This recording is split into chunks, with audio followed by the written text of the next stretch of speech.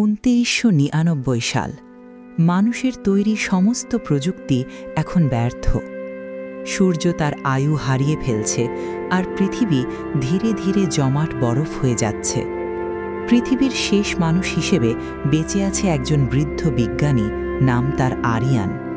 তার চারপাশে কোনো কোলাহল নেই, কোনো পাখি নেই, এমনকি বাতাসের শব্দও নেই। এক বিশাল মহাজাগতিক নীরবতা পৃথিবীকে গিলে খাচ্ছে। আরিয়ান বসে আছেন একটি পুরনো রেডিও ট্রান্সমিটারের সামনে। তিনি মহাকাশের উদ্দেশ্যে শেষ একটি বার্তা পাঠানোর চেষ্টা করছেন।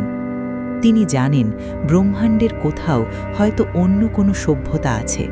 তিনি বলতে চান যে একসময় এই গ্রহে মানুষ নামে এক প্রজাতি ছিল। তারা স্বপ্ন দেখত, তারা ভালোবাসত, তারা যুদ্ধ করত, আবার তারা শিল্প সৃষ্টি করত।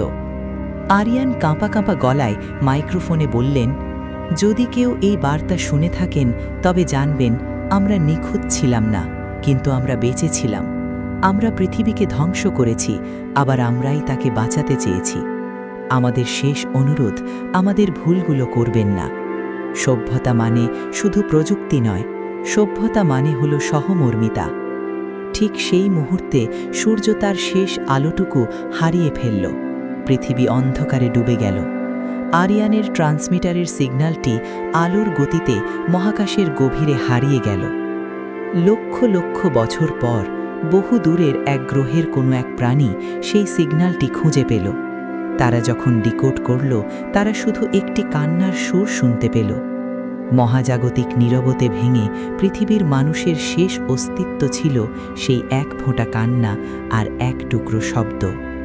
পৃথিবী আজ নেই, কিন্তু তার গল্প এখন নক্ষত্রদের মাঝে বেঁচে আছে।